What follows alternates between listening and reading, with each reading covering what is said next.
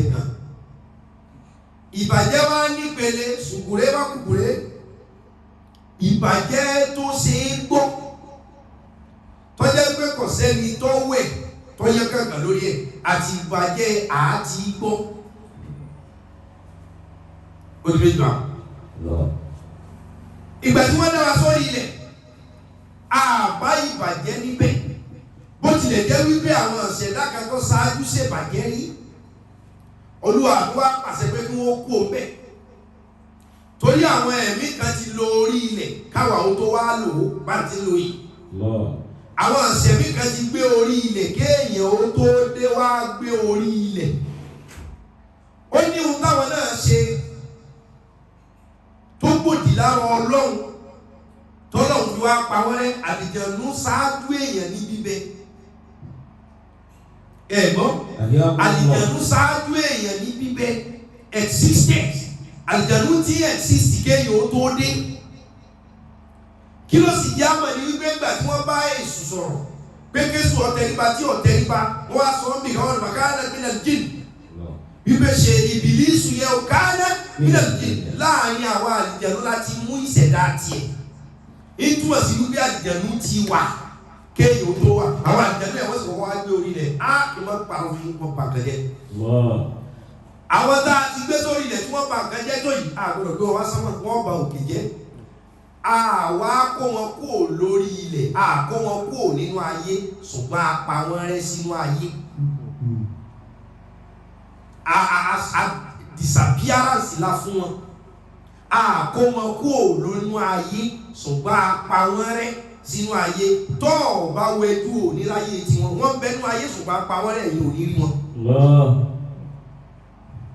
àlàyé ẹyẹ yín kásẹ̀bàjẹ́ ò torí èèyàn bẹ̀rẹ̀ so ibi tí mo ń bá bọ̀ ní wípé ká tó ní orí ilẹ̀ àwọn kan ti ṣèbàjẹ́ ń bẹ̀ bẹ̀jẹ̀ àwa ọ̀bá ìbàjẹ́ yẹn ń bẹ̀ pàtó tí Ọlọ́run ti pa àwọn àlìjẹ̀nú rẹ́ máa yé lára kìí ṣe kọ́ pa wọ́n náà finish wọn but ó put wọn into isolation ó fi wọ́n sínú disappearance ẹ̀ ní rí wọn mọ́ àfẹ́yìntẹ́ bá go deeper in another minds of spirituality lóòótọ́ wọn pé àwọn náà kọ́lé síbí àlìjànú kọ́lé ṣùgbọ́n o lè fojú rẹ̀ ilé wọn àwọn náà lọ́jọ́ ọba títí wọ́n ń ṣègbéyàwó tí wọ́n ń ṣèkó mọ́ but ìwọ ò ní jẹ́ kó ló lè jẹ́ pé tọ́ílẹ̀tì àlìjànú ní dédé orí bẹ́ẹ̀dì tiẹ̀ o ní mọ̀ àlìjànú yàgbẹ́ tiẹ̀ lọ́pẹ̀ tó o lè rí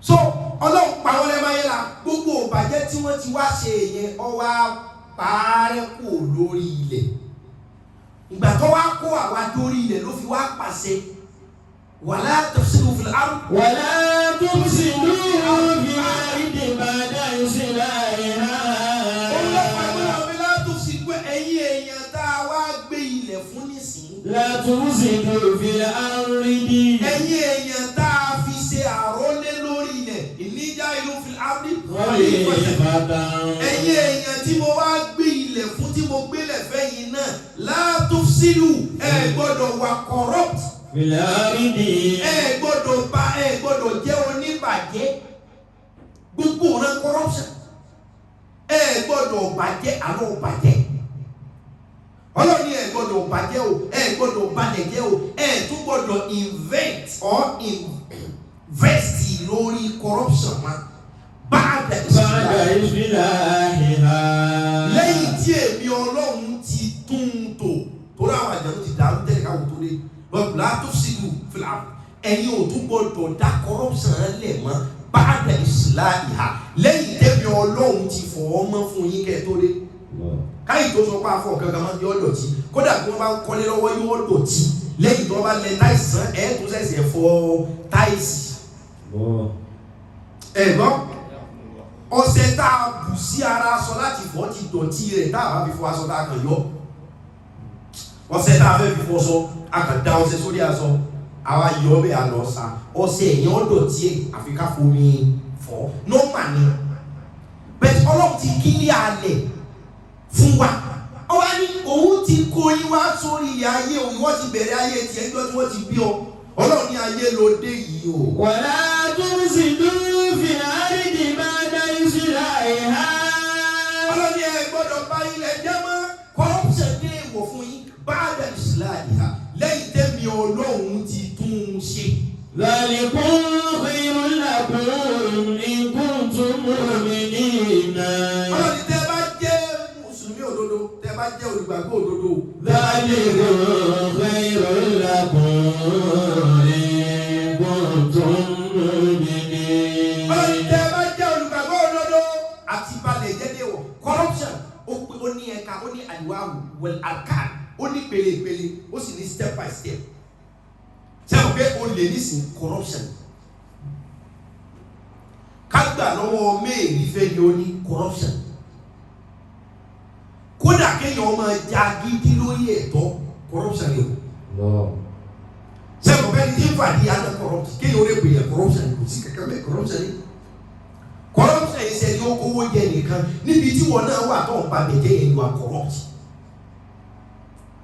Kọ̀ wá sínú tí máa fa ìbàjẹ́. Àkọ́kọ́ òun ni ń tá a rò pọ̀ yẹ ká ti ní tá a ti ní tẹ́mi wa ò gbé e mọ́. Ìmọ̀ bíbàjẹ́ ibi corruption. Àbí ń tá a rò pé tiwa ní táwọn kan corrupt táwọn ti gbà á lọ́wọ́ wa ó lè jẹ́ káwa náà corrupt. Ìtìbáwọ̀ kan ni wọ́n yan àwa jẹ yìí. Táwọn náà bá yan àwọn èèyàn jẹ ó ń lọ náà ní. Yóò di kéèyàn náà corrupt. Ẹni tó kàwé tó wo wàhálà tó ń ṣe tó ń fi kàwé tí wọ́n lẹ́ni tó bá kàwé bàtà yóò lò kó kà. Tó o bá kàwé rẹ̀ bàtà rẹ̀ á ló kó kà. Bó o bá kàwé rẹ̀ bàtà rẹ̀ á wọ́ kẹrẹrẹ nílé. Òun wá kàwé ó ṣe wàhálà òbí ṣe wàhálà lórí ẹ̀. Ẹ̀fí kò ní. Ó wá kàwé òun tán. Ó wá rí pé useless person kan ohun tọ́tọ́ sóhun pẹ̀lú wàhálà ẹ̀kọ́ ìwé wọn gbé fẹ́ni tí ò tọ́ sí. tó gbogbo olùkọ́ báyìí náà máa jẹ́ kí ọkọ̀ rẹ̀ fi ohun tó ń ṣe wàhálà gan tí wọ́n yàn oúnjẹ òun gan lè bá ẹni tì jẹ́. Ọlọ́run ti mọ̀ wípé ẹ̀mí bẹ́ẹ̀ ti ń bá ọjà torí wèrè làwọn tó ṣáájú. Ọlọ́run wá ní òun mọ̀ kó lé o ó lè sọ fún ọ pé. Wasbir fa inna Allaha la yudi'u ajra al-muhsinin. Ọlọ́run sọ fún ọ wípé. Wasbir. Ọlọ́run ẹ̀lọ́ ní sùúrù. Fa inna Allaha la yudi'u ajra al-muhsinin. Ẹ̀mí Ọlọ́run mọ̀ wípé ohun tó wà bí kéèyàn ọmọ yàyàkuyà bí táyé dé lónìí òyìn sí àti yàyàkuyà lọ́rọ̀rùn jù. Tẹ́ ẹ bá rí èèyàn kan tí ó yàyàkuyà Ọlọ́run ló mọ ohun tó ń tẹ̀ mọ́ra o. Wasbir. Ọkọ̀ ò ṣe yahoo. Ọlọ́run ló mọ̀ pé òun tẹ̀ ọ́ tẹ̀ kan mọ́ra o. Tó àwọn ẹgbẹ́ rẹ ní náwó yàfùyàfù wo orí lẹ́yìn. Ọlọ́run ló mọ̀ pé òun tẹ̀ kan mọ́ra o. Wasbir. Ọlọ́run ní kí o kó àtẹ̀ mọ́ra o. Wasbir. Ìwọ táwọn ẹgbẹ́ rẹ jáde Friday, Saturday, Sunday lọ ṣe sìná lọ fàdí stove wọ́n sì ń ṣe irun gidi sórí wọ́n wọṣọ gidi sọ́run wọ́n ń lo ẹ̀gbà ọrùn wọ́n lọ́kùnrin ra fóònù olówó iyebíye fún wọn ìwọ́sà ń lo pálásà ó ń lo taná sọ́bẹ̀ Ọlọ́run ní okú àtẹ̀mọ́ra o. Wasbir. Níbi ayédè lónìí ẹni ọba lóhùn òní ṣèpàjẹ́ yóò tẹ̀ ń tọ́pọ̀ mọ́ra yóò tẹ̀ tìjú mọ́ra yóò tẹ̀ àìbẹ́gbẹ́gbẹ́ mọ́ra. Wasbir. Ọlọ́run kọ́ ní kí n tó bẹ̀rẹ̀ lórí ọ̀rọ̀ corruption ó ní gbogbo àwọn tá a láàrin ṣèpàjẹ́ ó ní kí n kọ́kọ́ kí wa kú tẹ̀ mọ́ra. Fa inna Allaha la yudi'u ajra al-muhsinin. Wasbir kéèyàn lọ́kọ̀ọ́kọ́ mọ́ lálẹ́ Ọlọ́run ló kú àtẹ̀mọ́ra o. Wasbir. Àwọn bàbá wa lẹ̀ Yorùbá ló wọ́n kọ́ nípa wọ́n ní kò lè ní ohun tẹ́gbẹ́ ní o kò lè ní ohun tẹ́gbẹ́ ní obìnrin tó lọ́kọ tí ọ̀la lè sí kò lè ní ohun tẹ́gbẹ́ ní. Ẹgbẹ́ orin Yorùbá kò lè ní ohun tẹ́gbẹ́ ní o kò lè ní ohun tẹ́gbẹ́ ní obìnrin tó lọ́kọ tí ọ̀la lè sí kò lè ní ohun tẹ́gbẹ́ ní. Ọlọ́run ló kú àtẹ̀mọ́ra o. Wasbir. Ẹ mọ̀ pé àìṣèbàjẹ́ sì dé káyé àwọn èèyàn kan sábàlábàlá. Àìṣèbàjẹ́ dé káyé àwọn èèyàn kan dàbí ìgbà pọ̀lọpọ̀ ìbàjẹ́ ni wọn ò ṣe lójú wọn níbẹ̀ o. Ọlọ́run ní gbogbo wọn tó sá dìsáì pé Ọlọ́run ní kọ́nà owó tó ní Wasbir. Wasbir. Ọlọ́run kan kọ́kọ́ àpírẹ́sì rẹ̀ ọ́ àpúlọ́ọ̀dù rẹ̀ pé kú àtẹ̀mọ́ra o mọ̀ pé òyìn sí o. Fa inna Allaha la yudi'u ajra al-muhsinin. Àwọn ẹgbẹ́ rẹ̀ jókòó nu business class nínú plane wọ́n fẹ́ ọmọ 20 years 23 years òṣìṣẹ́ lọ sàmọ̀tọ́ wà ní school tí wọ́n bá rẹ̀ ló gbé sínú kínní irú ayé bẹ́ẹ̀ wọ̀ náà jẹ ní ṣùgbọ́n ohun tí wọ́n ń ṣe ohun tí wọ́n ń gbà ìwọ ò lè gbà ohun tí wọ́n ń rọ́ wọ́n tí wọ́n ṣe wọ́n gbùgbùrù ìwọ ò lè gbà kò jẹ́ òun lè fò plane kódà ò dábùjá rí. wọ́n sì bí ọlọ́ọ̀ni kú àtẹ àmọ̀ ó wọ̀ ìwọ náà fẹ́ lọ Maldives o fẹ́ lọ South Africa o fẹ́ lọ Dubai o fẹ́ lọ gbogbo ibi tó yẹ pé gbogbo ibi tí wọ́n ń gbé ọ̀pọ̀lọpọ̀ èèyàn ní ilé olónìí ìbàjẹ́ ní lójúkẹsẹ̀ ẹlòmíì ogun torí sínà tẹ́ẹ̀rí yẹn ìbàjẹ́ ni àwọn míì gé ni wọ́n ń ṣe lé àwọn gé partner kò owó tí gé partner ò lè ná lórí ìyàwó rẹ̀ àwọn ọkùnrin tí ń bára wọn sùn wọ́n lè ná lórí ara wọn ó lè ṣe tíkẹ́ẹ̀tì wípé máa ń lọ lóyìnbó èyí ọ̀sán kan rí pé nǹkan la pàtì irun ń tọ́sẹ̀ sí irun bóòlù ń ṣe yá wa sí ọjà wọ̀ sí náà bá wọ́n pé ọlọ́run ó kó àtẹ̀mọ́ náà. wọ́n sì bí fàyínà lọ àlàyé ní ọjọ́ àlìmọ̀síní. ẹ má jẹ́ kí situation tì yín sínú ìbàjẹ́ torí ìbàjẹ́ ti gba ayé lónìí débi wípé ẹni tí ọba ti mú kan mọ́kan yóò tó àdàbí ìgbà pẹ́ tí ọ̀rọ̀ ayé wa. ìbàjẹ́ tọ́lọ̀ ń sì ní àmọ́ sí ìbàjẹ́ wa dé wa. ẹni tí ọba wa gbọ́ bàjẹ́ ṣe wọ́n máa gbé àwọn eléyìí ọjà kọ̀ọ̀mọ́ gbóhùn kọ̀ọ̀mọ́ sí káàmù àwọn eléyìí kẹ́ wọ́n ìbàjẹ́ ti wá di pé wọ́n tó ọba sí wọ́n máa rí ọ bí low class bí èèyàn tó rí ayé rẹ̀ ò tí ì bọ́ sí. ọlọ́run mọ̀ pé ọ̀ ń tẹ̀ nǹkan mọ́ra ọkàn rẹ̀ gbogbo ìwọ gán mí kalẹ̀ bó ṣe gbọ́n tí wí. wọ́n sì bí ọlọ́run ṣe sùúrù gbá tẹ̀mọ́ra. fàyínà lọ àlàyé ní ọjọ́ àlìmọ̀síní. ọlọ́run tó ń ṣe àtẹ̀mọ́ra rẹ̀ ọlọ́run kò ní í gbé o. fàyínà lọ́ọ̀rà. ó ní ẹ̀rí dájúdájú èmi ọlọ́run. láyé ní ọjọ́ àlìmọ̀síní náà. èyàn ò ní ṣerú tó ń ṣe kí n má fún lẹ́sàn èyàn ò ní ṣerú tó ń ṣe kí n wá sọ pé o ṣe náà ni pé àtẹ̀mọ́ra rẹ̀ yóò ní wá for nothing yín dá padà fún o with something.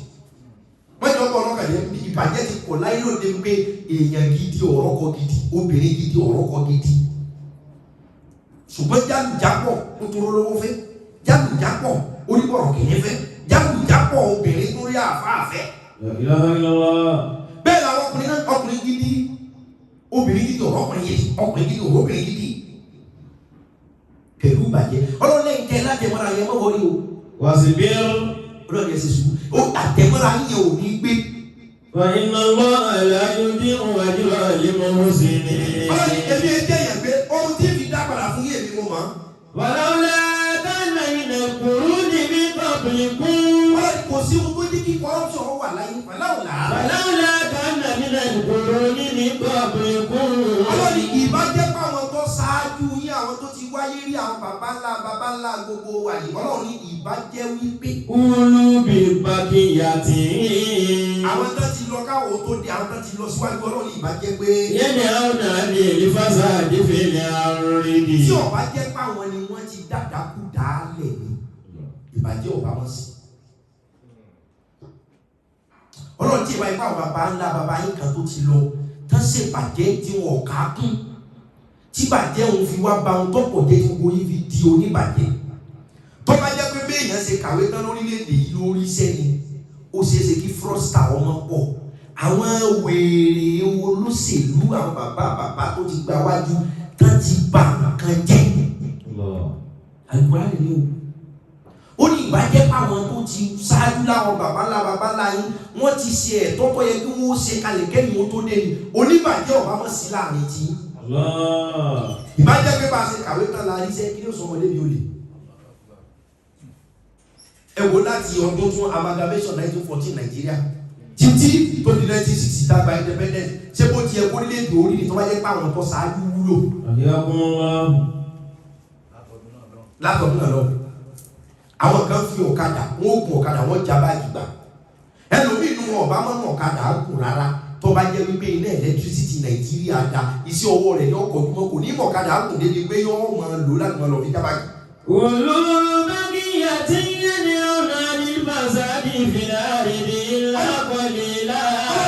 ohun tó jẹ́ kí bàjẹ́ ọ̀pọ̀ ìwọ tó ṣèbàjẹ́ Ọlọ́run kọ́kọ́ kí ọ kú àtẹ̀mọ́ra ọmọ àṣẹ̀ṣẹ̀ sọrí sí tí bàjẹ́ fi pọ̀ lórí ilẹ̀ wípé ìbàjẹ́ bá àwọn bàbá kan lórílẹ̀‐èdè kan nílùú kan tán kọ́kọ́ ṣáájú wọ́n ṣe ohun tó yẹ kí wọ́n ṣe kò ní síbàjẹ́ nínú ẹni ó délé.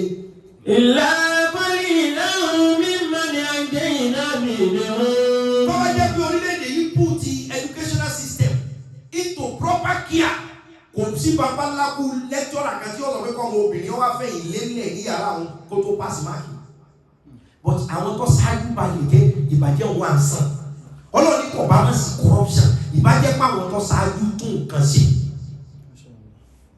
Sector wo ló dá ní Nàìjíríà? Ẹ dábọ̀. Àìwá dá táwọn tíjọ́ yẹn ọ̀kà kún. Àbí tí wọ́n ń ṣe ní ṣe pé àwọn eléyìí ọmọ kankan gbogbo wa yóò máa mọ́lẹ̀ yàkúyà. Ọmọbìnrin ní òyìnbá ní ọ̀bá sì máa bẹ lára rẹ̀ tí èlò ilé ọkọ. Tó bá jẹ́ pé ìwé ọ̀fẹ́ ń bẹ gbogbo àwọn bíi tẹ́ ẹ̀kú dáńpé láti sọ táwọn pé wọn ẹlòmíì fẹ́ kàwé ní fi ń lọ ìyá abẹ́ kalẹ̀. Ó ní láti sanwó ìjọba ní ògbé lẹ̀ lọ́fẹ̀ẹ́ yìí. Ìbàjẹ́ báwọn tó ṣáájú ti kú ti gbogbo nǹkan scholarship wà ní. Ó sì wà nínú ọrọ̀ ajé ìlú àwọn kan ló fi ìbàjẹ́ jẹ ẹ́ mọ́lẹ̀. Wọ́n láwọn alágbára kan ní kó jẹnẹrétọ̀ wọ̀lú yìí sáwọn yẹn lè gé kí iná nẹ́pà electricity ọ̀dà kó lè jọ dà. Ìbàjẹ́ nù. Wọ́n á sì lè jọ current affairs lónìí. Ìbàjẹ́ ni àwọn kankan wà tá à ń ṣe lónìí wọ́n yẹ pé àwọn kankan ti correct wa kalẹ̀ ní àníṣe kí ni jẹ́ cortis. Tó bá jẹ́ pé tí ìyà kan bá jẹ ọ́ nísìn ìjọba ní àwọn perfect human rights activists tí wọ́n ti dúró kápẹ́jọba nílé ẹjọ́ tí ò ní delay judgement ẹlòmíì kọjọ́ ìkọ́sí ìjọba ọ̀fẹ́ kí àgbẹ̀ nù kápẹ́jọba orílẹ̀-èdè gba ìjà gbogbo wa jà kí ni ó sùn wá lé pé mo fẹ́ gbèjà ara mi ọwọ́ àwọn èèyàn tó ní pé kó wá gbèjà ara wọn yẹn wọ́n wá di cortis wọ́n á di ìbàjẹ́ corruption wọ́n á escalate. Ọlọ́run ní gbogbo ọ̀tọ̀ Ọlọ́run ní kọ́ bọ̀ bàjẹ́ gbogbo àjẹmọ́ra o ṣùgbọ́n ìbàjẹ́ ọ̀bá wọn sí.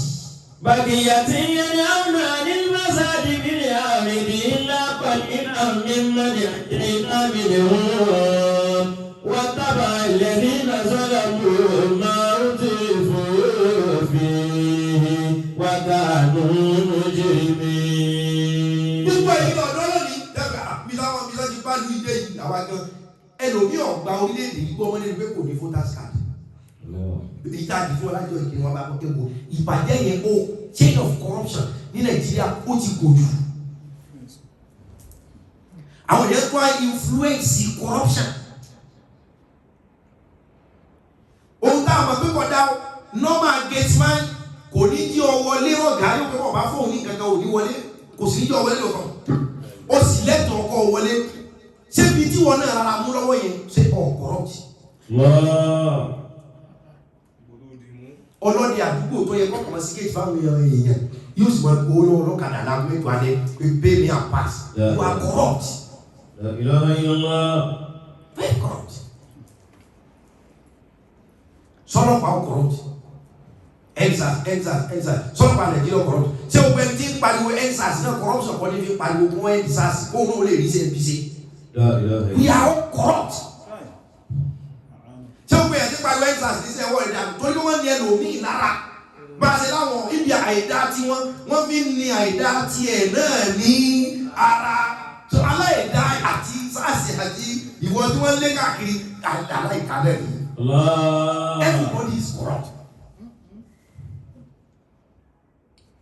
Ṣùgbọ́n pàtó tó já corrupt ni bí mo fẹ́ dà wọ́n ní sọ fún ẹgbẹ́.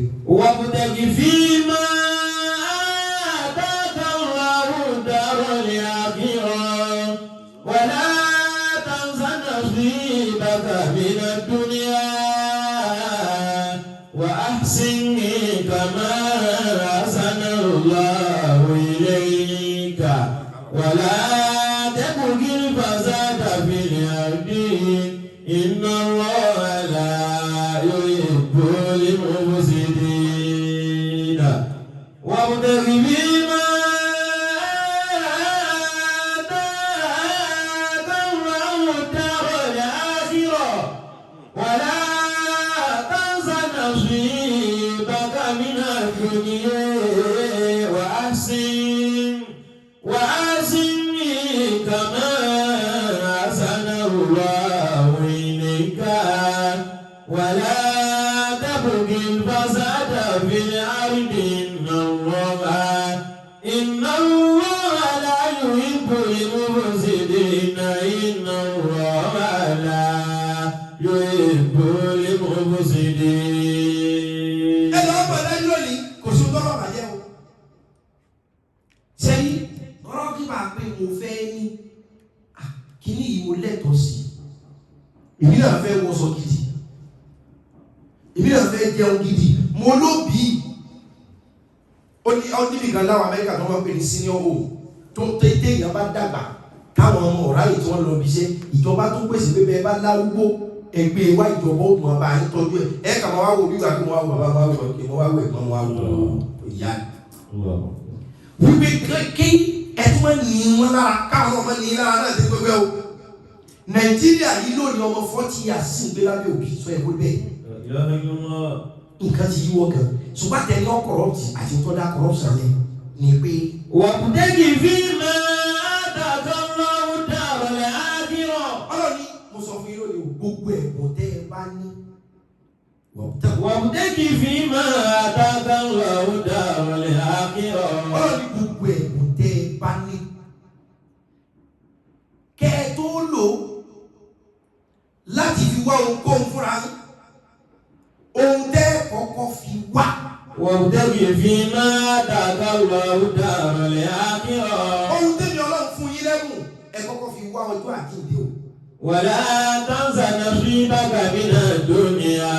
kò sí ẹjọ́ lọ́wọ́ òun lẹ́bùn kò sí ẹjọ́ lọ́wọ́ fàṣírí sí lára ẹni ọba dá mọ́sálásí lẹ̀ tó kún ó lò ó sọ́nà tá a fẹ́ ni tó bá dálé ọtí lẹ̀ yóò kún tó rà sí eléyìí àti fi sí i lára ẹni tó sọ̀rọ̀ tọ́rọ̀ rẹ̀ tó mọ́ wa tó bá kọ́ ọ lórí yóò dùn àti fàṣírí yẹn sí i lára ni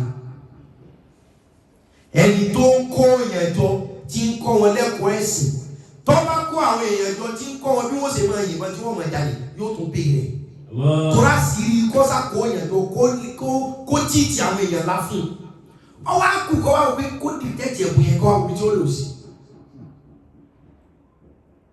ẹlòmíì lè lo ohun mẹ́sàn-án òun nìkan yóò sọ̀rọ̀ bí obìnrin yóò sọ̀rọ̀ bí ọkùnrin yóò sọ̀rọ̀ ohun tọ́kẹ̀ yóò sọ̀rọ̀ ohun tó lókè. gbogbo wa la lẹ́bùn ibi tá a bá lò ó sí ní ó validate àbí kó invalidate ẹ̀bùn wa kò sí ohun tó jẹ́ corrupt ẹ̀bùn wa náà là ń lò sí ààyè corruption. oògùn bá kọ̀kọ́ mọ̀mọ́ lò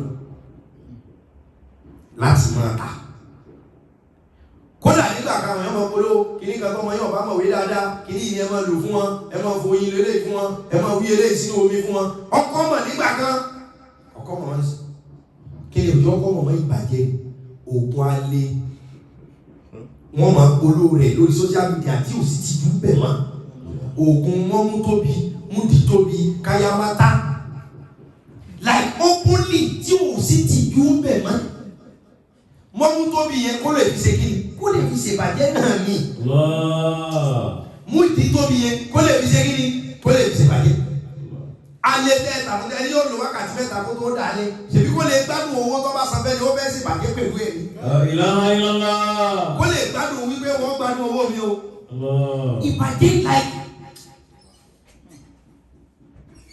àwọn èèyàn ronú pé kí ni ọjọ́ pé àwùjọ wa mọ̀ ṣùgbọ́n kí ni ọba á jẹ́ torí pé ìbàjẹ́ yẹn la fi ń ṣe wa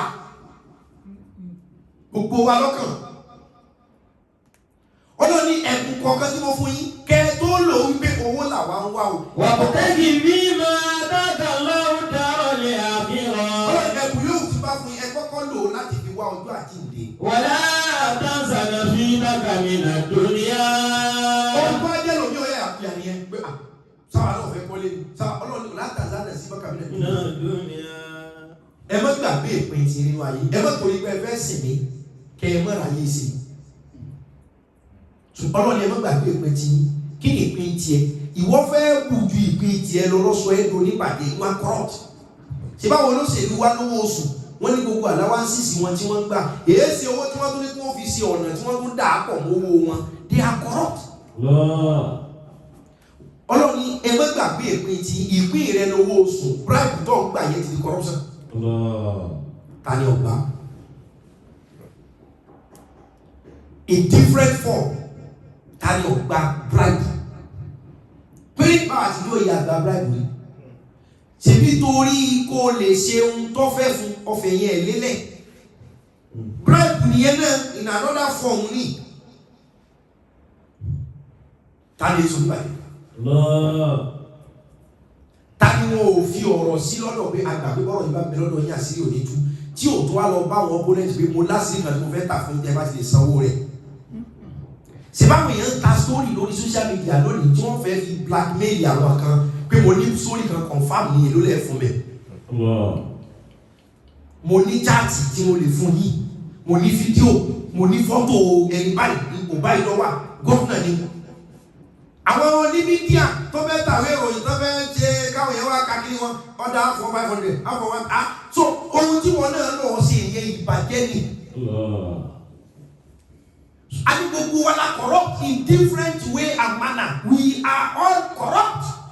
ولا تنس نصيبك من الدنيا. Everybody not corrupt yo. Pika gbowó lọ wọ́n ní ká fọ ọmọ sọ Kùránì kalẹ̀. Ẹja àrùn tẹ́lẹ̀ gbogbo òpè. Pika gbowó lọ. Pika gbé owó lọ ẹ̀fẹ́ sí fúlọ́ọ̀dù wọ́n ní pika kọ́ àfa ẹja kò kí wọ́n ní àṣọ Kùránì kalẹ̀. Wọ́n yẹ kí Ọlọ́run fọ ìlú mi ní ti dídé. Ẹnìkan ṣe jàmbá ẹnìkan tún ṣe jàmbá mu wọ́n á ní wọ sọ Kùránì kalẹ̀ wọ́n á gbé apẹ̀rẹ̀ tábàtì pẹ̀rẹ̀ òkè láwọn òwò báyìí tó fi dú ẹ̀rẹ̀ yẹn yóò da owó yẹn padà ó lé ní we are all everybody we are corrupt. ولا تنس نصيبك من الدنيا. Wọ́n á gbé owó yẹn ò ti dùn. Owó yẹn dùn wọ́n ti rí owó yẹn jọ wọ́n ní wọ́n fẹ́ rí fàásì ẹ̀ mọ́jẹ́ wọ́n rí fàásì ẹ̀ wọ́n ní wọ́n fẹ́ fọ́ kàbálẹ̀ wọ́n lásán láti lọ́dọ̀ àbẹ́bí kí ló ní ta corrupt báyìí wọ́n ìgbẹ́ yẹn pé o ti gbogbo wa fẹ́ jẹ kò já lè differentiate pé lóòótọ́ fáwa náà ló sọ pé kí ni yóò dá o ìjọ tó ọba lè yanu bẹ́ẹ̀ sọ àjẹnà rẹ̀ garanti ta ni ọ sọ ta ni ọ̀yẹ́ náà fílà fún lè ta ni ọ̀yẹ́ náà fílà fún ẹni tí ń ṣe fraud pé ọlọ́run ẹ̀ tó jẹ́ kí ní ìyàn ó bọ́ sí highest rate of corruption.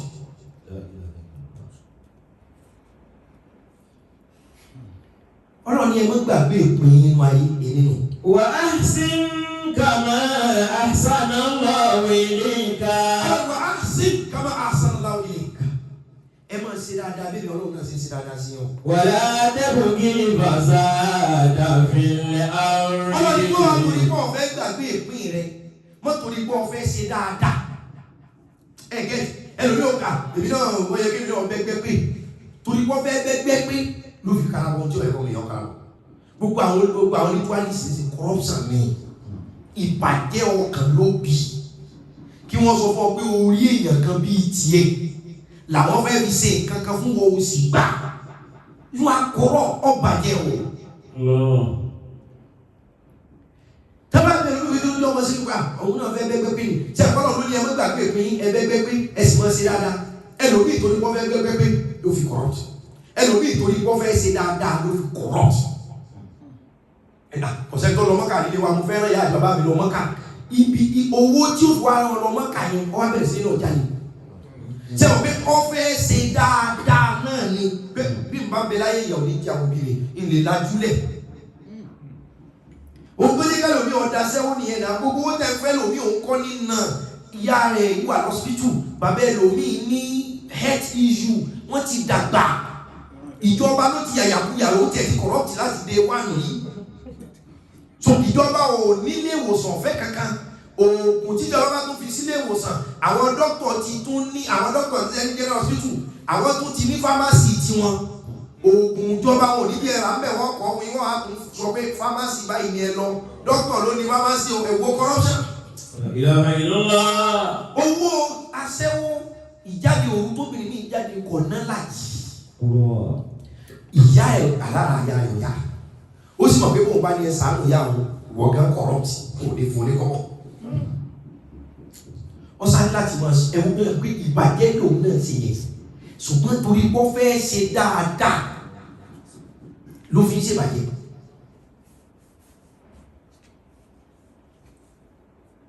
problem family ẹlòmí ó prompt ẹ̀ níbi pé òun ẹ̀ àwọn jábàjì nígbà tó wọ́n jábàjì wọ́n bá pa ọgbọ́n pa nígbà tó wọ́n pa òun kí lòun ṣe láyé torí pé ó ti wo ibi tó ti bàjẹ́ lára àwọn àbúrò lára ẹ̀gbọ́n lára àwọn òbí tó ní pé gẹ́gẹ́ bí àkọ́bí tó wọ́n máa wọ́n ní wọ́n sì ní ẹ̀mẹ́ta ìtòsí tó torí pé lòmí fẹ́ ṣe dáadáa ló fi corrupt látàzálẹ̀ sí ọkà ìbílẹ̀ dùnyà ọlọ́ni ẹmọ́ gbàgbé ìpín wà á sí ká máa sánà lọ ìlíkà ọlọ́ni ẹ̀sì máa ṣe dáadáa bébí náà ṣe dáadáa sí wà látẹ́kù kí n bá sáàdà fìlẹ̀ àrídì ọlọ́ni wọ́n mọ̀ pé kò sí ẹmọ́ sí dáadáa ó sì ní ẹgbẹ́gbẹ́ ó ti mọ̀ páwọ̀ èèyàn kò síbi tá lè wà lọ ọwá ní wà látẹ́kù kí n bá sáàdà fìlẹ̀ àrídì wọ́n wá kò ní kọ́ fẹ́ gbẹ́gbẹ́ pé àbọ̀ fẹ́ ṣe dáadáa kọ́ wá lórí bàjẹ́ Inna Allaha la yuhibbul mufsidin. Wọ́n á tó ní dáadáa lọ bẹ́ẹ̀ sí kọ́ corrupt. Torí mi Ọlọ́run. La yuhibbul mufsidin. Ó ní mi ò láìkí kéèyàn corrupt. Àní àlè lọ́rẹ́ lómi ìlọ́mọ́ká. Ẹ̀wù kọ́kẹ́ wo ìbàjẹ́. Ọ̀ ń bá ìyàwó èèyàn sùn ló fi rọ́kọ̀ ẹ̀ lọ́mọ́ká. Èkó tiẹ̀ travel oṣù kan ká gbàgbọ́ ara wáyé. Òun tó á dé mọ́ká wá tàwa máa pé ní tàwa fún 21 fàlájì kìíní Ọlọ́run o. Wàlá tẹ̀kùnkí mọ́sàdá mi ní ọ̀rìn ní iná wọ́lá yuhibbul mufsidina. Inna Allaha yuhibbul mufsidin. Ọlọ́run ọ̀fẹ́ bàjẹ́. Zahara al-fasadu fil barri wal bahri bima kasabat aydin nasi liyuziqahum ba'da alladhi 'amilu la'allahum yarji'un. Kí ló wí? Zahara al-fasadu fil barri wal bahri. Ọlọ́run níbi táyé dé lónìí o zahara al-fasad fil barri wal bahri. Ọlọ́run ní àtòrí omi ìbàjẹ́ ti kọ́fà gbogbo ayé. Bima kasabat aydin nasi. Kódà ìbàjẹ́ kọ́fà mọ́sálásí ó kọ́fà ṣọ́ọ̀ṣì. Ẹ̀sọ́ ẹni tí ń ṣiṣẹ́ ẹ̀sìn kankan tí wọ́n fi joyè ní oyè ẹ̀sìn. Gbogbo ní mímọ̀ mọ̀ ẹ́ kúrú corrupt. Ṣé bàbá àdínì yín wájú mọ̀ gbogbo wa? Ṣé ìyá àdínì yín wájú mọ̀ gbogbo wa? Bẹ̀ẹ̀ tó wọ́n bẹ lọ́wọ́ ẹ̀. Àwọn tí sì ń nu ilẹ̀ mọ́sálásí wọ́n tún ọdún ọ̀rọ̀ mi sáàgé báwọn èèyàn. Tí wọ́n mọ̀ bí jẹnẹrẹ́tọ̀ ò ṣe kú, wọ́n wọ́ ti oyè ìjàwọ́ tẹ́ ẹ fún lọ. Ṣùgbọ́n owó owó you are corrupt. You are very corrupt. Oyè ẹ̀sìn owó ni wọ́n fi ń rà ní ìsìnkú ẹ̀kọ́ níbẹ̀ tí ọ̀bá jẹ́ corruption. Ọlọ́run bàjẹ́ ó gbà débi pé kò síbi tẹ́ ẹ̀ ní wá sí. Kódà ṣé kò sí ní Mamlaka ní Saudi kan. Ṣé o sí mẹ́? Àbí wàlíyù láàdù ẹnìkan sí mẹ́mẹ́ crown prince ní mẹ́mẹ́ lónìí. Ṣé bá èèyàn mọ́kànlá ni wọ́n gbé òun fò? Tọ́ ẹ̀kọ́ kàkó tó kàn. Promotion. So everybody interest la wa after interest wa yẹn ló wá corrupt wa. A fẹ́ mọ̀ pé sí ààyè lágbájá ni eléyìí ó pè wá ẹjọ́ tó kò mẹ́ ó ti dìbàjẹ́. So ààtò kan bó ṣe yẹ kó rí ṣùgbọ́n bí ó ṣe pé àwa tó ráwọn kan bí wa yóò pé ara ayé yóò pé ìlú yóò já láàfíà òjọba ṣùgbọ́n lè má pé àwọn godfather. Godfather wa ò pé tí ó bá fi pay masses tí ò ní pé òun kó kú yá pé òun kí masses ó jìyà corruption ni. Má sọ pé ọ̀jà lè rí èyí tó ń jà yìí ti tó lè lọ. O ègbé bani tí ọwọ́ rẹ̀ ti wá corrupt. Ọlọ́ni corruption gbalẹ̀ yóò gba òkè. Bima kasabat aydin nas. Pẹ̀lú àtàwọn ọmọ dá táwọn ọmọ fọwọ́ ara wọn ṣe táwọn èèyàn fẹ́ jẹ lérè. Ojú kòkòrò ni ó dé kí bàjẹ́ ọ̀pọ̀. ليذيقهم بعد الذي عملوا لعلهم يرجعون. Ọlọ́run wá ní wọ́n tó wo bí ẹ̀kan lọ́wọ́ ọkùnrin kú ó lè sọ fún ọ pé. ليذيقهم قل سيروا في الأرض. Ìwọ́n tó rò pé nígbà tá a ṣe jàmbá gan-an a dúró sórí ẹ̀tọ́ àríyé ẹ wá o èmi náà padà bẹ̀rẹ̀ kí ní yìí o wọ́n ní sọ fún ọ pé. قل سيروا في الأرض. Ọlọ́run ní jìnnà káàkiri lọ lórí ilẹ̀. فانظروا كيف كان عاقبة الذين من قبلهم كان أكثرهم مشركين. Ọlọ́run ní wọ́n tó wọ pé wọ́n náà fẹ́ venture nínú tí ọ̀dà àníláyé lónìí gan wọ́n ti bá a ní pé ìwọ́lẹ̀ mi ń tọ́ da wọ́n á lẹ̀ corrupt rẹ̀ wọ́n á initiate àìwà initiated dáadáa tó gbé lọ́wọ́ ẹ̀ wọ́n á lẹ̀ bàjẹ́ nǹkan kan ò sí ní ṣe. Ọlọ́run ní gbogbo ọtọ́ báwo bá burú lọ fẹ́ bẹ̀rẹ̀ ìbàjẹ́ lọ fẹ́ bẹ̀rẹ̀ sí ní ṣe. قل سيروا في الأرض. lọ́ka ìsírì ìwọ gan ṣe research sí fúlàmù ìrìn káàkiri lórí ilẹ̀. فانظروا كيف كان عاقبة الذين من قبلهم. kọ́ lọ wo àwọn èèyàn tó ti hurú wà tí ọ̀dà tí wọ́n lọ fẹ́ bẹ̀rẹ̀ yìí kọ́ lọ wo díẹ̀ tí wọn. كان أكثرهم مشركين. ohun tí wọ́n náà ti decide wípé òjò wáyà ṣẹlẹ̀ yóò ṣẹlẹ̀ bí táa dé Ọlọ́run ní sọ fún ọ pé kó o tó make a decision yẹn ṣe research ka history ka story ṣe research pé àwọn tó ti ṣe irú aburú yìí كان أكثرهم. àwọn tó ti dáwọ́ ara yìí kí ni díẹ̀ di wọn bó o láyé àwọn ọmọ wọn padà rí bó o nígbẹ̀yìn tí wọ́n gán padà jẹ́ Ọlọ́run ní kọ́kọ́ ṣèwádìí kó o tó make decision pé èmi kan fẹ́ bẹ̀rẹ̀. Ìbàjẹ́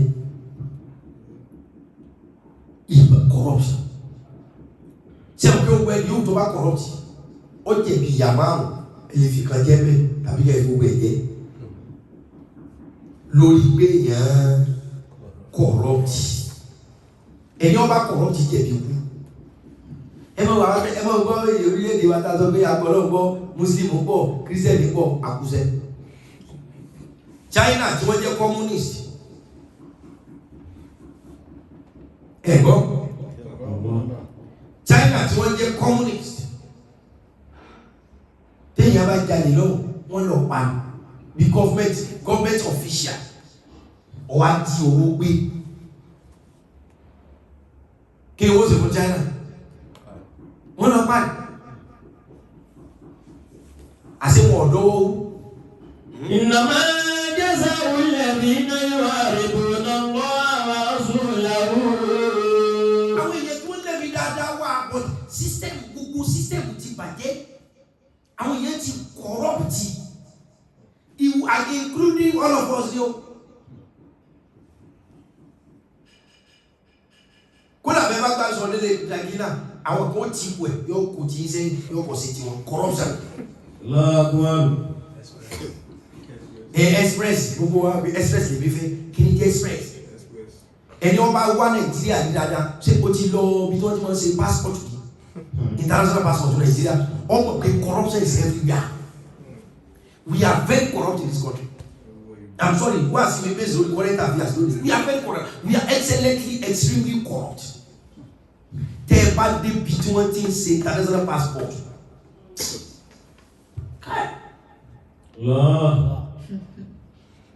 Àwọn ẹ̀yin kó dókò àwọn ó sì dé wọ́n ti lọ.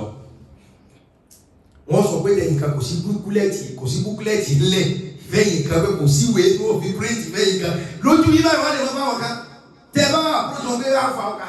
Tẹ́ ẹ bá ti wà lè rà rẹ yóò tún wá sọ gbígbà pé ó ráìtì gbígbà pé entitlement àwọn ni tẹ́ gbowó oṣù. We are very corrupt. Wọ́n lè sọ fún yín pé. إنما جزاء الذين يحاربون الله ورسوله. Ọlọ́run ní ẹ̀rí ẹ̀san tí ń bẹ fẹ́ ni wọ́n bá kó ogun ja Ọlọ́run. ورسوله. Àwọn èèyàn ṣàlàyé ọ̀rọ̀ náà kò kíá. Ọlọ́run ní ẹ̀san tí ń bẹ fẹ́ ni yóò tó bá dájú ogun kọ òun. ورسوله ويسعون في الأرض فسادا أن يقتلوا أو يصلبوا أو تقطع أيديهم وأرجلهم من خلاف.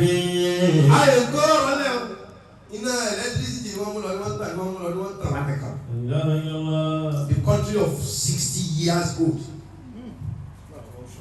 60 years old nation. Báyìí bá àdàgbà púpọ̀ ààbò. Tí orílẹ̀-èdè yìí àwọn kan ti bọ́jẹ́tì $16 billion ní 2000 àbí 2000 early 2000 $16 billion báwọn fẹ́ fi ṣe iná owó lọ iná òde iná àwọn tó ń lọ lọ́gbà corruption ni. Ọlọ́pàá ó máa fi ọ̀daràn exchange ẹni tí èso ọ̀daràn corruption.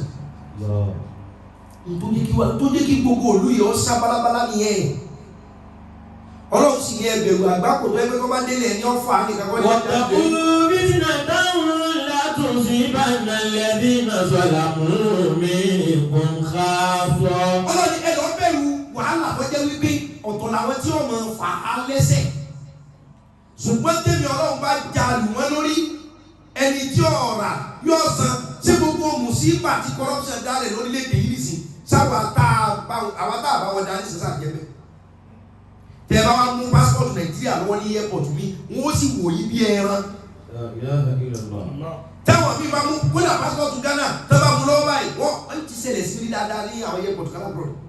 Nàìjíríà wọ́n sì fìyàn sẹ́gbẹ̀ẹ́ báyìí wọ́n wá yẹ̀ ní wò tabẹ́tabẹ́ sáwà gbé kokéènì ṣùgbọ́n àwọn ọmọ Nàìjíríà tó ti gbé kokéènì ti bà wá jẹ́.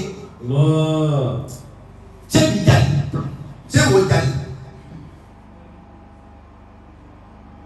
But àwọn tó ti jáde yẹn àwọn ni wọ́n jáde bẹ́ẹ̀ wọ́n ti fi come out so many things. Ẹ wo bí orúkọ Nàìjíríà ṣe wá ní jẹrẹrẹtì wọn orúkọ orílẹ̀-èdè wa ṣubú torí pé ìbàjẹ́ ọwọ́ mi àtọwọ́ tiẹ̀. Ọlọ́run wá ní ẹgbẹ̀rún àwọn wàhálà kan tó yẹ pé bẹ́ẹ̀ bá ń fà á. لا تصيبن الذين ظلموا منكم خاصة. Tó jẹ́ wípé tó bá lè délé ẹni tó fà á yóò kú òní tiẹ̀ nìkan.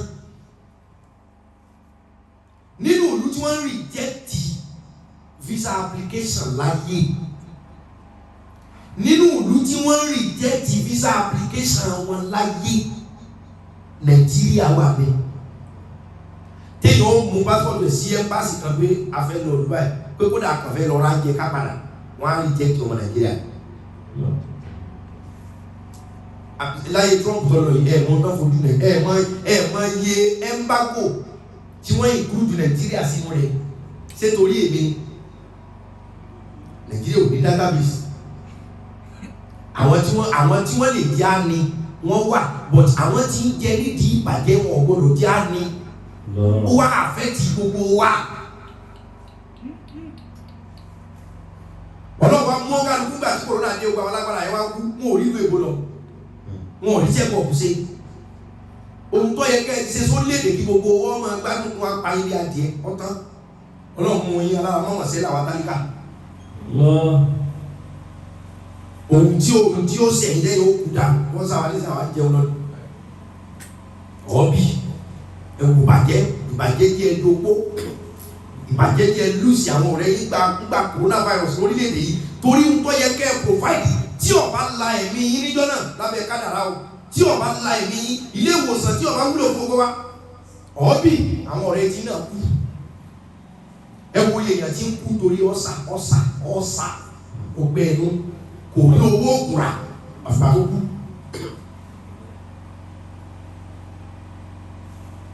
Ilé ìwòsàn wo ni ìwòsàn ọ̀fẹ́ lórílẹ̀-èdè dábọ́lá àánú kankan lọ́wọ́ ìjọba torí pé corruption ti sàn bí omi.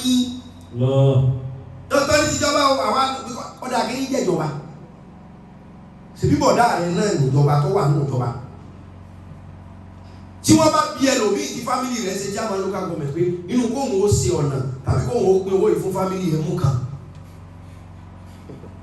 Bọ̀dá rẹ̀ tó wà ní òṣèlú tó bá sọ pé wọ́n fóun ní constituency allowance o wọ́n ní kóhùn ó ṣe títí àdúgbò àwọn ṣùgbọ́n owó yẹn ní ṣe ká pín àbí ká ṣe títí kí ni ìwọ náà sọ pé kí bọ̀dá rẹ̀ ó ṣe o lè wà corrupt. náà. إنما جزاء الذين يحاربون الله ọlọ́ni ẹ̀san fáwọn tó bá kó ogun jà ìní ọlọ́run. ورسوله àbí tó bá kó ogun jà àwọn òjíṣẹ́ mi. ويسعون في الأرض فسادا. àbọ̀ wá jẹ́ èèyàn kan tí wọ́n establish corruption. ẹ̀jẹ̀ ní bàbá ẹ̀jẹ̀ charge device. ويسعون في الأرض فسادا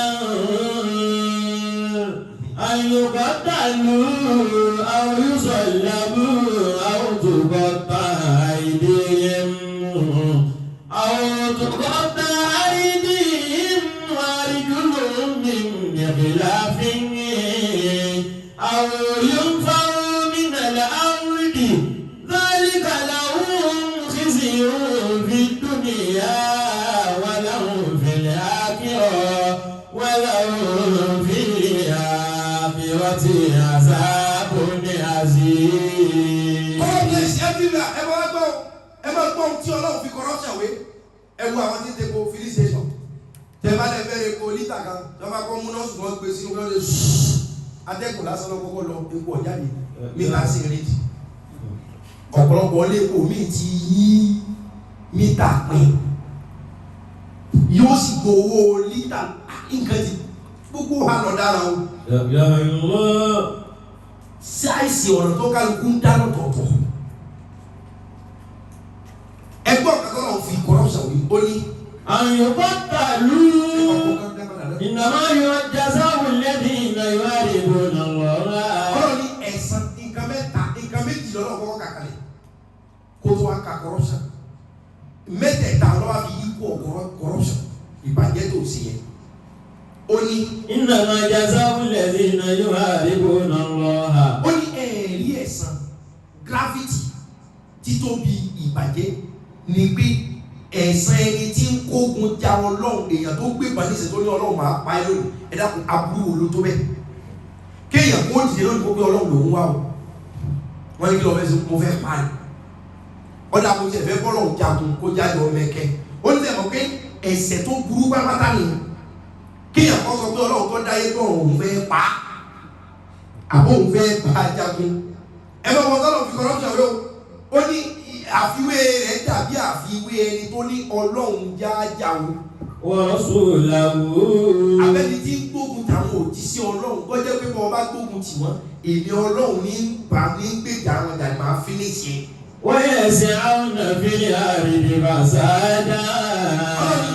ẹni wọ́n bá gbógun tì mí tó gbógun tàwọn òjíṣẹ́ mi tàbọ̀ wá gé èèyàn tó corrupt ẹ̀gbọ́n corruption Ọlọ́run ní ẹ̀san tí ń bẹ fẹ́ ni ó gbógun tì mí ẹ̀san kan náà ní bẹ́ẹ̀ ni tó lóun ọmọ náà jà òun ọmọ jíṣẹ́ jà ẹni ọkọ̀rọ̀tì ẹ̀san kan náà ní bẹ́ẹ̀ ni tó sọ pé òun fẹ́ pa Ọlọ́run àtẹ̀tọ́ kọ̀rọ̀tì.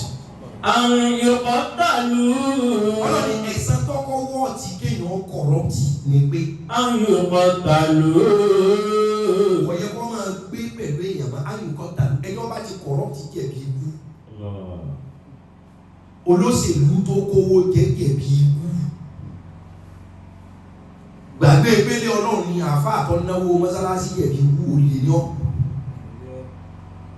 àlọ́ kọ̀rọ̀tì owó ilé ìjọsìn ni wọ́n fi kọ́ sùkúù àwọn ọmọ ẹjọ́ olè wá sùkúù nítorí bọ́ wọn ẹ̀ kọ̀rọ̀tì. owó ilé ìjọsìn lẹ́fẹ̀ẹ́ ra jẹ́ẹ̀tì lẹ́ra ẹlikọ́pítà ẹ̀ fi gbé ọmọ ìjọ kankan ẹ̀ tó fi ṣiṣẹ́ ẹ̀sẹ̀ tó fi rẹ́ẹ̀tì ẹ̀ gbowó ẹ̀ kọ̀rọ̀tì. orílẹ̀-èdè yìí náà láti rí plane passport wọ́n lọ fi kó ammunition wọ́n lọ fi kó bàn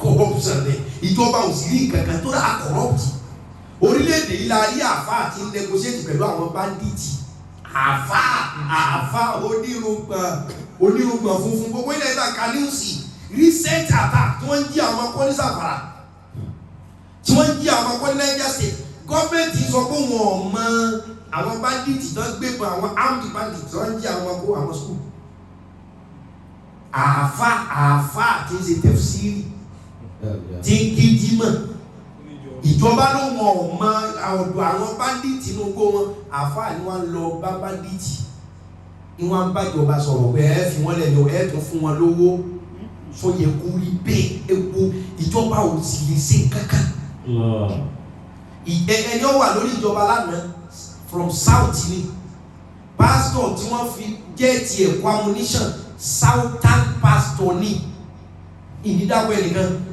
ìgọ́ president ìjọ yẹn torí pé ìran rẹ̀ ní pastor tí wọ́n lọ kó ìbọn ìlẹ́gà pẹ̀lú private jet yẹn kò sí ìlànà corruption law and they pass it under carpet. Ìjọba eléyìí náà ìran kan ní láti north bọ́mọ ìyá rẹ̀ ní bandit ń pa ó tún wá ní tí wọ́n bá pààyàn mistake ni pé wọn àwọn bandit pààyàn intentional ó sì sí ni àwọn náà fọwọ́ kàn á ní gbogbo wa là dáa ló jẹ́ kó orílẹ̀-èdè yìí ó rí bó ti rí ọ̀rọ̀ Nàìjíríà lásán àwọn afi jọba Kùránì ṣe rí inú tẹ̀síìrì tòní corruption tòní torí corruption wọ́n fi mọ Nàìjíríà jù débi wípé àwọn oníbọ́ọ̀lù àwọn super eagles Nàìjíríà wọ́n bribe coach wọn tó rí sport kan tó select wọn tó yẹ kó rí bẹ́ẹ̀ àwọn super eagles tí wọ́n accuse ara wọn lórí mídíà lórí pé ó gbọ́ iye owó báyìí kó sì gba iye báyìí kó tó lè tó òun play àwọn tó mọ bọ́ọ̀lù gba wọn yọ wọn dànù àwọn tó bá mówó wá ọmọ gbá koríko ẹ̀ lọ. corruption kí ni sọ̀rọ̀ gọ́ọ̀mẹ̀ntì máa ń gbogbo wa la dọ̀tí látòrí we are very corrupt very inferior things láńtà fúláwà nǹkan fẹ́ẹ̀kì bẹ̀rẹ̀ ordinary charger tẹ́nìkan ń tà lẹ́gbẹ̀ẹ́ títì fẹ́ẹ̀kì ni ó ta ọmọ pé kò dá o bẹ̀rẹ̀ bàbá fẹ́ẹ̀kì ni like àwa tó ń kọ́kọ́ di problem fúnra wa torí corruption ṣùgbọ́n kí n má bọ̀rọ̀ lẹ́sọ̀rọ̀ Ọlọ́run lẹ́sàn tí ń bẹ fún ẹni tó bá kógun jà tó kógun jà ẹ̀san kan náà lè bẹ fún wọn ẹni ọba ló wọ́n pa Ọlọ́run ẹ̀san tí ń bẹ fún náà ṣe déédéé ẹ̀san tí ń bẹ fẹ́ ní ọba corrupt. àwọn Yorùbá ta ló. ẹni kíjọba lẹ̀ yóò ṣòfin olóṣèlú wa ti kó yẹ ká máa pa wọ́n. ẹni ọba ti incite violence kàpá kíjọba ó ṣòfin ẹ̀ gbára ká dúró tutù Ọlọ́run lẹ́sàn tí ń bẹ fẹ́ ní ọba corrupt. àwọn Yorùbá ta ló. ó ní í ṣe pẹ̀lú gravity corruption rẹ̀ ní o torí ká bú àgbàlagbà kan láì lẹ́tọ̀ọ́ corruption àwọn tó gbọ́ àgbàlagbà sáwà pa gravity bẹ́ẹ̀ àti mọ àwọn corruption tí ń fi go out yìí ó ń pa ayé àwọn ọmọ tá a ṣẹ̀ṣẹ̀ bí jẹ́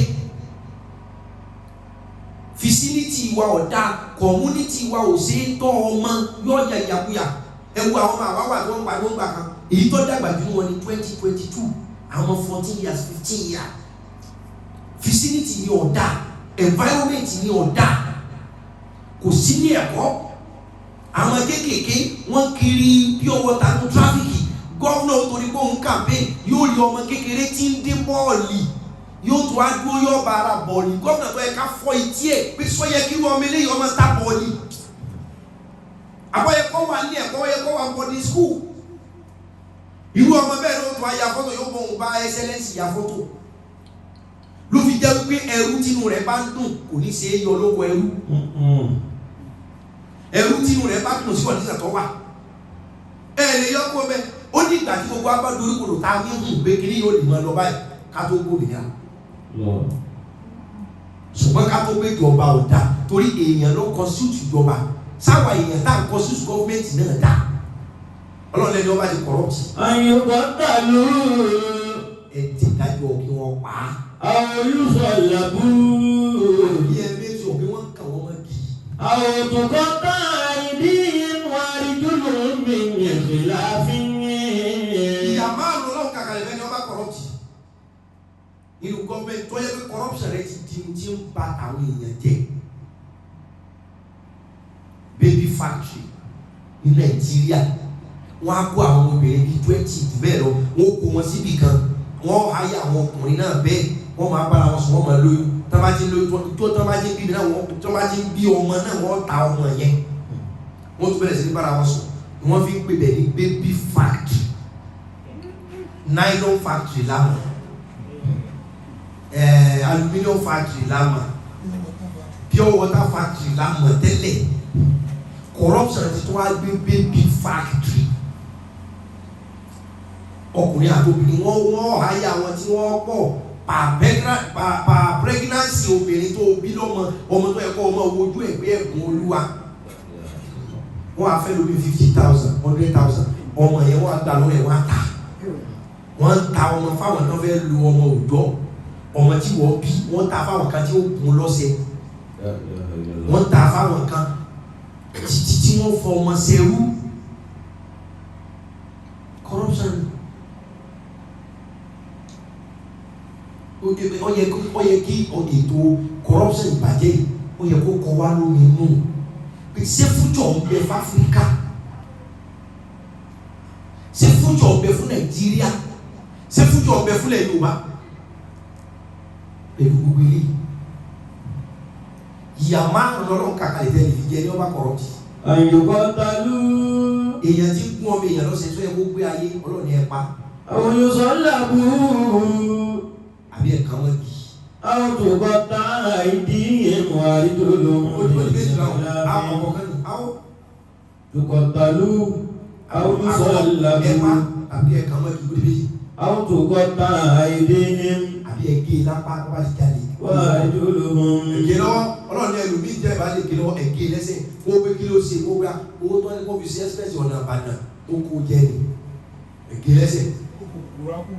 Ẹ wo Ìbàdàn Lagos Ìbàdàn expressway láti 1999 Lagos Ìbàdàn expressway Ìbàdàn tó Ọ̀yọ́ expressway Ọ̀yọ́ tó Ògbómọ̀ṣọ́ expressway Ògbómọ̀ṣọ́ tó Ìlọrin expressway ẹ lọ wo condition tí Ògbómọ̀ṣọ́ tó Ìlọrin expressway wà lónìí àwọn tó kówó rẹ̀ dé tí kò yẹ ká gbé apá àbẹ́sẹ̀ wọn.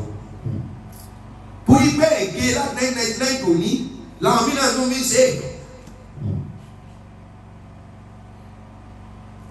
ó di abẹ́ báyà right?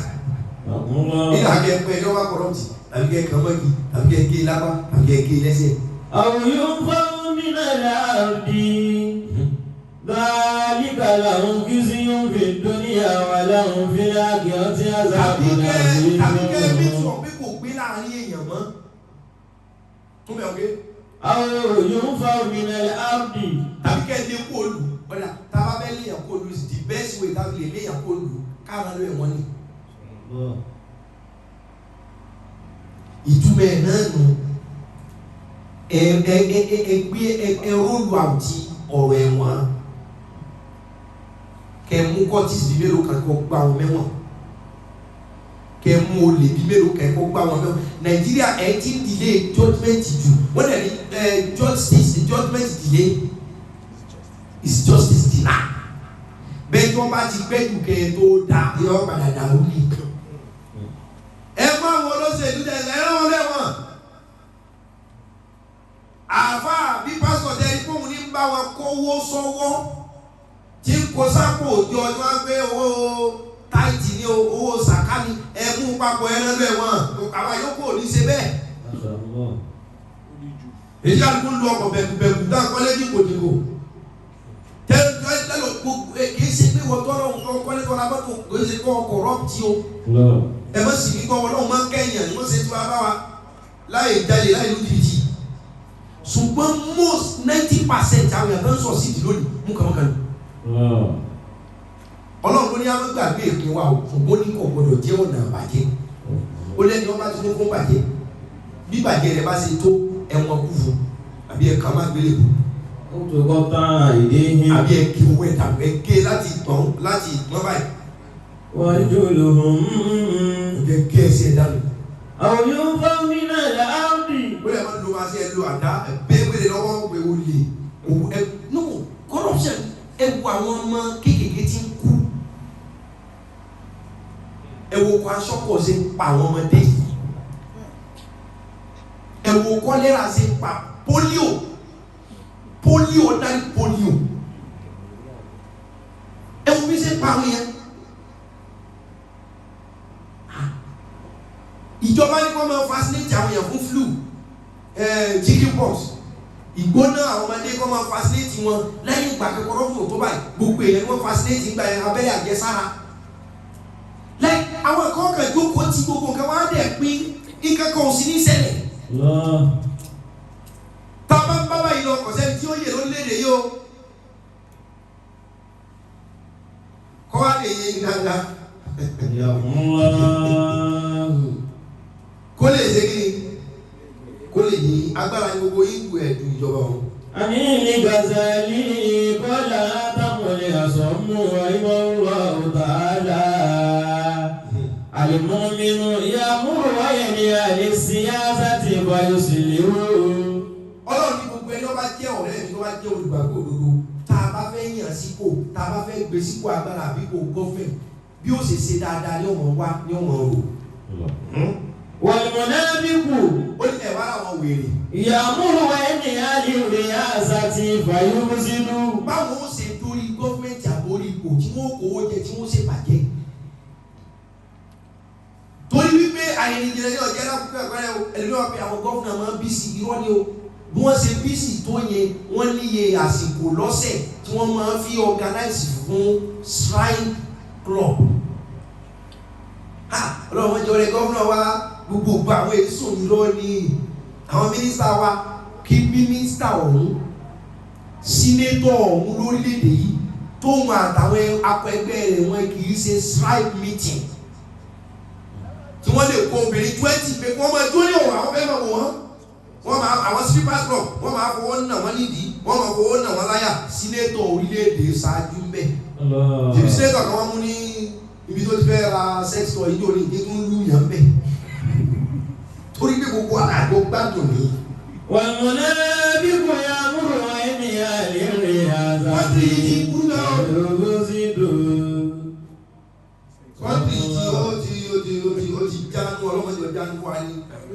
Mansur ibn Abil Aswad rahimahullah qala sa'altu al-Amasha qawli ta'ala wa kadhalika nuwalli ba'da az-zalimina ba'dan bima kanu yaksibun. èyí tó wá parí rẹ̀ mo fẹ́ lò.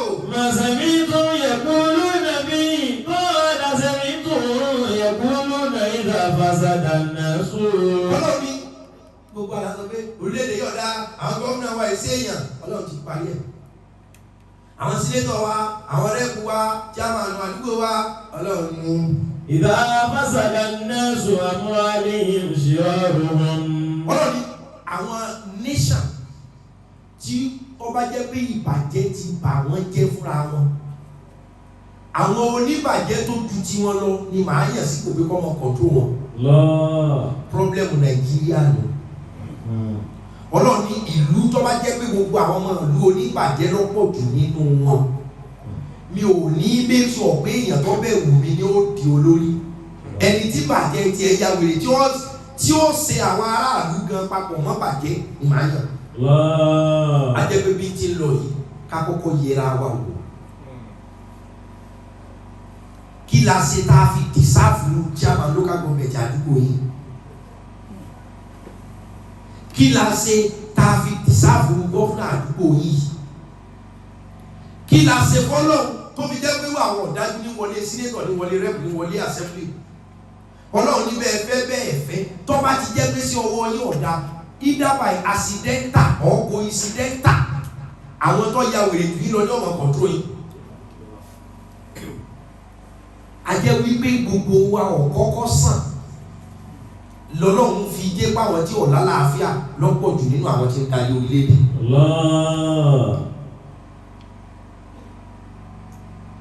tọ́lọ́run ní. idha fasada an-nasu amwalihim shiraruhum. ọlọ́run ní ìlú tí ìbàjẹ́ corruption bá ti pọ̀ everywhere every area àwọn tó jẹ́ senior man nínú corruption ni wọ́n máa lead. Àbí Hurairata. Àbí Hurairata lọ́gbọ̀rọ̀ yìí wá. Qala lana Rasulullahi sallallahu alaihi wa sallam rọ́ṣíà. Ẹ dàpọ̀ Yorùbá níbi. Sallallahu alaihi wa sallam. Ẹ̀dúnjá Yorùbá níbi. Sallallahu alaihi wa sallam. Ẹ̀dúnjá Yorùbá níbi Muhammad. Sallallahu alaihi wa sallam. Ànábì sọ pé. Lana Rasulullahi sallallahu alaihi wa sallam rọ́ṣíà. Wal murtashiya fil hukmi. Ọlọ́run ní láyé àtijọ́ àjíǹde kò ní dáa fún ẹni tó bá gba bribe kò tún ní dáa fún ẹni tó bá fún yàn bribe. ó lásì. ọlọ́run sọ ànábì fàṣẹ sí wípé ẹni yòówù tí bá ń gba bribe tó bá di di ọjọ́ àjíǹde yóò nira fún kó tó kọjá. Ẹni tí tó offer bribe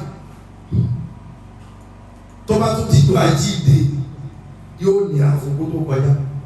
Bribe lè má jowó nìkan, gbogbo àwọn afárasí fún ẹ wọ́n náà offer kankan wọ́n ló rojọ́ rẹ̀. Ṣé ìbàjẹ́ kọ́ yìí láyé lò? Even admission pé èèyàn fẹ́ wọ school bóyá Nàìjíríà ọ̀la ọlọ́wọ́ yóò ṣubú ẹ̀mí wa o. Téèyàn wọ school based on merit. Ṣùgbọ́n Nàìjíríà kò ní ordinary admission tó wọ́n fi wọ school. Ẹ wo iye bribery tó wà lọ́dà yìí. Káàtì ẹ̀ mọ́ tábà wá pàákú NYSC service. Àwọn wá fẹ́ lọ fún youth corps. Wọ́n wo àwọn kan ti select àwọn èèyàn kan pé eléyìí ò gbọdọ̀ lọ lógbó ìbàjẹ́ ni o. Eléyìí ò gbọdọ̀ lọ ìlú báyìí. Wọ́n wá yẹ̀ wọ́n sí ìlú tó dáa. Àwọn tó bá wá fi corruption tí wọ́n lọ bí tí ọ̀dà yẹn. Àwọn náà wá venture into corruption. Èló ni kí n mú wá kẹ́ transfer mi wá sí Èkó. Èló ni kí n mú wá kẹ́ deploy mi sábùdá. Àdébí wá ní àjẹjọ́ ọ̀fà bribe. Lana Rasulullahi sallallahu alayhi wa sallam rashiya wal murtashiya fil hukmi. Àjẹjọ́ ọ̀fà rẹ̀ àjẹjọ́ yẹ kó òun ló kàn bí èwe lọ ń wá. Ọlọ́ọ̀ni kálukú yìí forí ko. Ṣé wàhálà tí wàá dé báyìí? Kálukú omi kan lẹ̀. Jáwé kẹ́lí gbogbo wá sí ọ̀fà owó fún rí. Àní èèyàn kan ọ̀fà owó fún èèyàn kan pé kọ́ bá òun jókòó wáyéèkì. Ọ̀tọ̀ ní fọ́tò tó wà lórí kéde, ọ̀tọ̀ lórúkọ ẹnìkan owó ṣáìdì káàdì on your behalf ọ wàá sanwó fún ilé ìwé exam tó yẹ kó yẹ kí wọn lówó jó corruption is everywhere. Ẹni ọ̀hún mọ̀wé wọ́n fi corruption bá tiẹ̀ jẹ́ ìwé yóò wúlò fún. Ṣé lágbàáyé lọ́wọ́ wé sí ìwọ kan sì wá ní continuous mọ̀wé kankan wàá kí sáde wá ẹfun ilé owó ìjọba ìjókòó. Gbogbo wa náà ló ń gbẹ́ tó ń ṣe. Tí wọ́n ẹni yẹn náà bá sì jókòó kọ́mẹ́nì kan kọ exam kí ni ó jẹ́?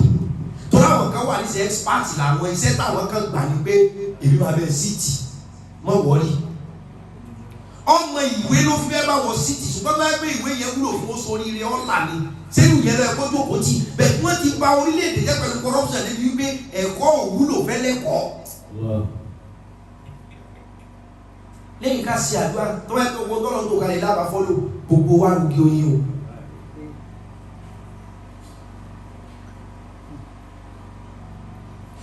Tó bá gbé lè yẹ yẹn tó ní ó bá fọ́lò wàláyé ọlọ́gbọ́ àlùgì oyin. Wọ́n lè sọ fún yín pé. Ar-rajulu tafi'u. Ar-rajulu tafi'u.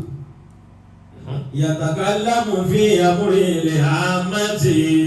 Ọlọ́ni tí corruption bá wá gbalẹ̀ tán. Tí corruption bá gbalẹ̀ tán yẹ́yẹ́ bí COVID-419 tó wá gbalẹ̀ tó tí gbogbo ẹ̀jẹ̀ wá rọ̀lù àwọn pátá àwọn èèyàn bẹ̀rẹ̀ sí ní yọ̀ níbi ìṣubú ẹnìkan.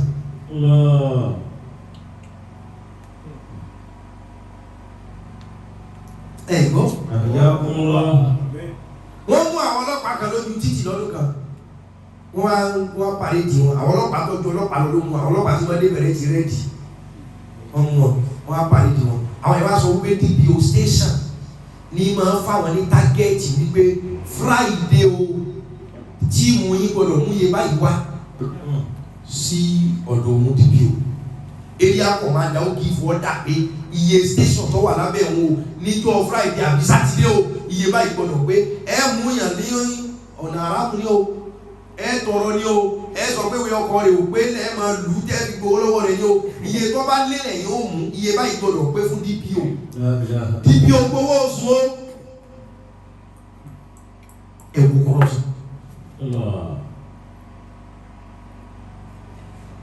ìyẹn lè bú yẹn nìkan kíní kan tiẹ̀ tí wàá di orin tí gbogbo IG tó bá dé Nàìjíríà máa kọ wọ́n á kọ́ sọ pé gbogbo road block àwọn disband yẹn gbogbo IG tó jẹ́ Nàìjíríà lọ́kọ́ lórí road block council ẹ̀ta ni lórí rọ́ọ̀lì gbogbo àwọn ọlọ́pàá tí wọ́n àtàṣì mọ́ àwọn èèyàn ńláńlá tí wọ́n tẹ̀lé mọ́tò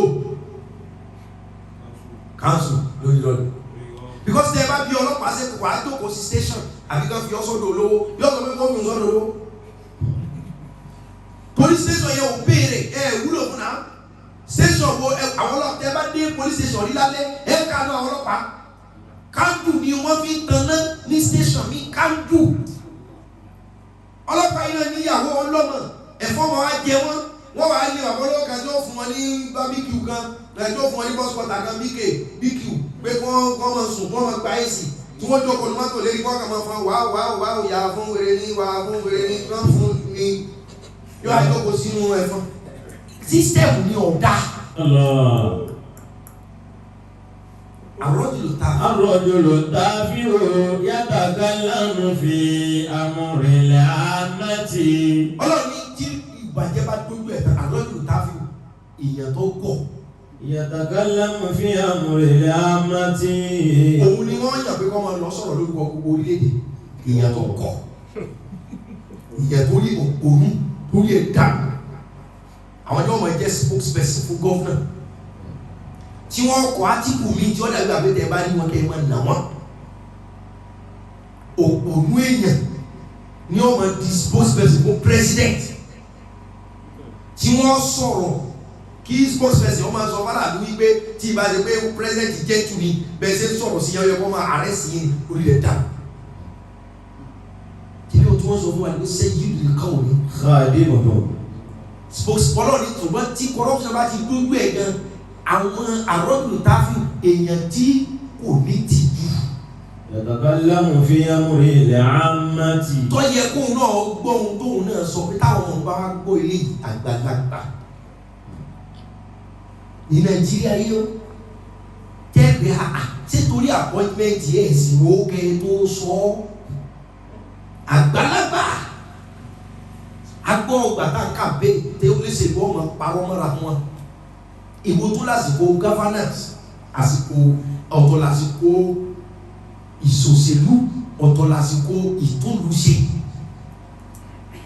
àsìkò ìpolongo òbò ẹ̀tọ́ ni kó ló ṣèlú ọ̀pá rọ́mọ́ra wọn alẹ́ ìṣèjọba lọ́wọ́ ẹ̀tọ́ àpá irọ́ ọlọ́run dẹ́gbà pé òṣèlú àbí ìbàjẹ́ corruption ti gbalẹ̀ ní pé èèyàn tó ponú tàbí tí ò ponú tó ní láti wá sọ̀rọ̀ òponú.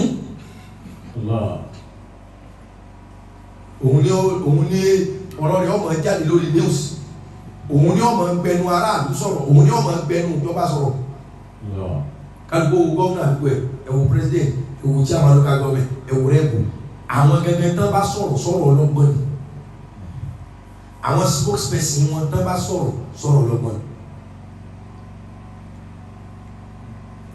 Ó délẹ̀ o ẹ̀já gbàdúrà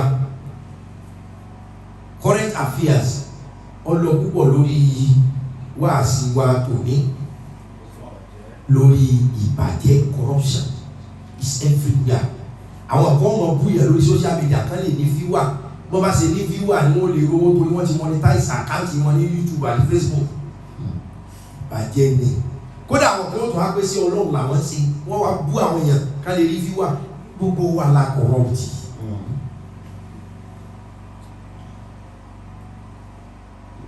Àwọn alìsúnà kan wọ́n ní àwọn alìsúnà kan à ń gbọ́ ti pẹ́ wọ́n máa lọ gbowó lẹ̀ Saudi bẹ̀tù wọ́n máa fi fídíò ránṣẹ́ báwọn ṣe ń bú àwọn àgbàlagbà torí pọ́ fẹ́ gbowó lòun náà fi ń bú àwọn bàbá àjọ yẹn ọkọ̀ rọ́ọ̀tì ọ̀fẹ́ gbowó Saudi ọwọ́ adáná oúnjẹ ọwọ́ ṣe fídíò àwọn òrukàn irọ́ ni àwọn ọmọdé kéwú tó wá kéwú tó ń sanwó lé kéwú fún ọ o tún wá fídíò wọn o pè wọ́n lọ́wọ́ òrukàn fáwọn alábáwọ̀ òfin wọ́n gbowó ìwà kọ̀rọ̀ọ̀tì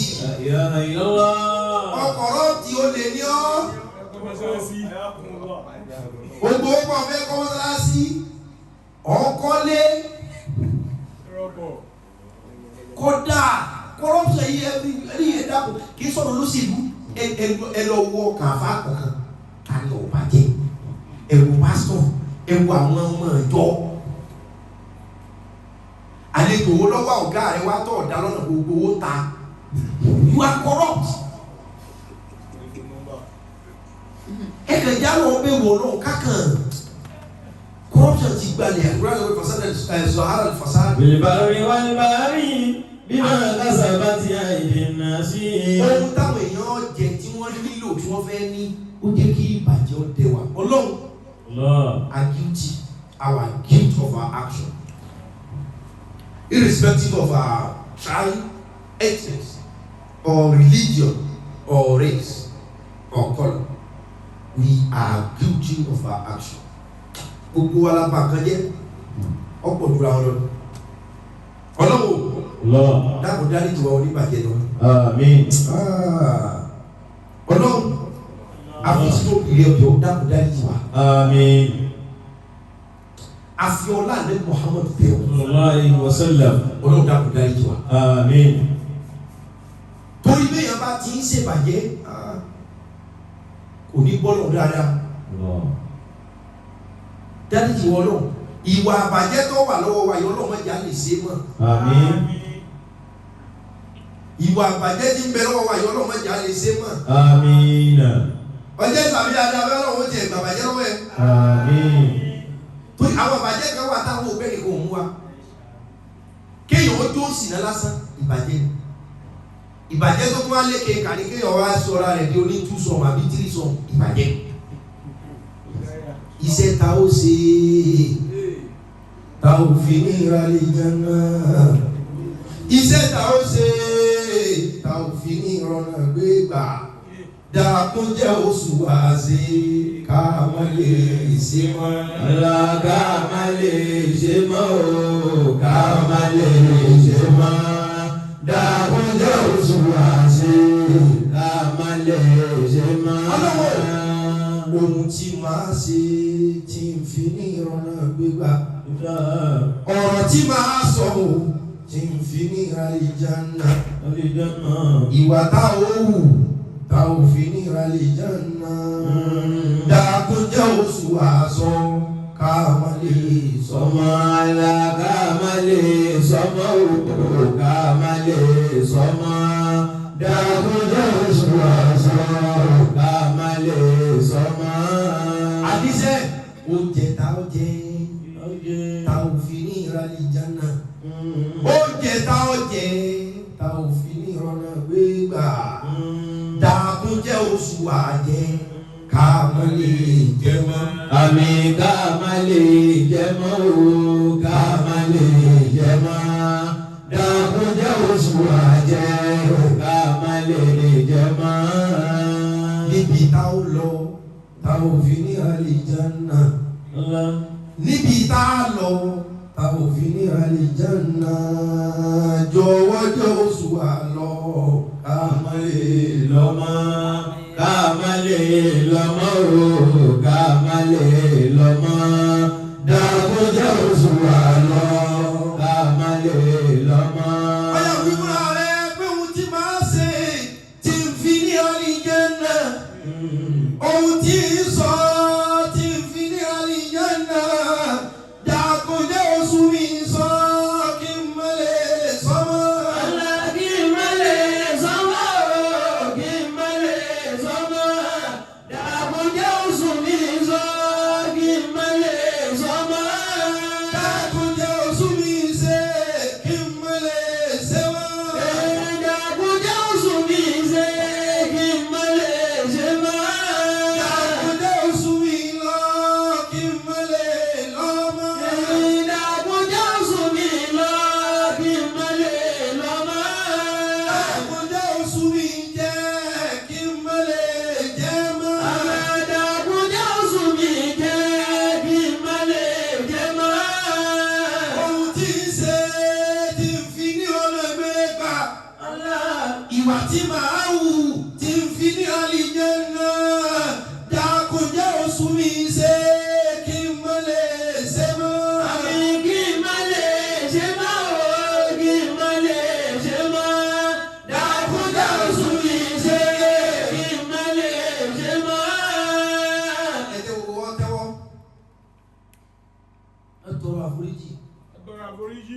ẹ dàníyàn bẹ̀ ẹ kọ́ fà foríjì ṣáájú àníyàn yìí. Ẹ dàníyàn. Àforíjì ni ẹ kọ́kọ́ push. Àforíjì ni ẹ ti síwájú. Gbogbo wa la corrupt. Gbogbo wa pátá la corrupt.